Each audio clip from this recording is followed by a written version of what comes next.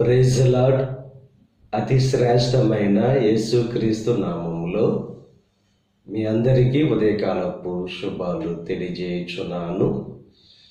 ఈరోజు దేవుడు మనకు అనుగ్రహిస్తున్న అతి శ్రేష్టమైన వాగ్దానము పేతురు రాసిన మొదటి పత్రిక 3వ అధ్యాయము 9వ వచనాన్ని చదువుకుందాము. ఆశీర్వాదమునకు వారసులవుటకు మీరు పిలువబడితిరి.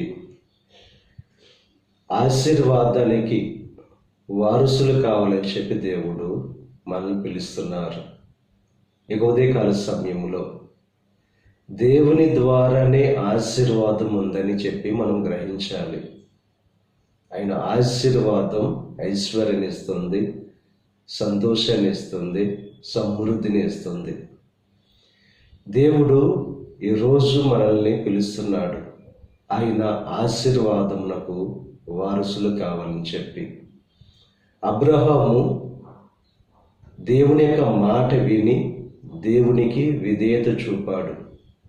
ఆయన తన ఆశీర్వాదానికి వారసుడు కమ్మని చెప్పి పిలిచినప్పుడు లోబడి విధేయత చూపి ఆయన చూపించిన దేశానికి ప్రయాణమయ్యాడు.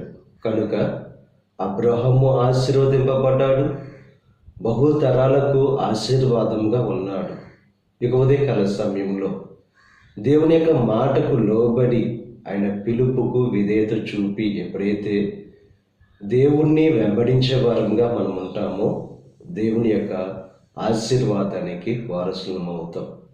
ఈ ఆశీర్వాదానికి మనం వారసులు కావాలంటే కీడుకు ప్రతి కీడైనను, దోషణకు ప్రతి దోషణైనను చేయక దీవించే వారంగా మనం ఉండాలి.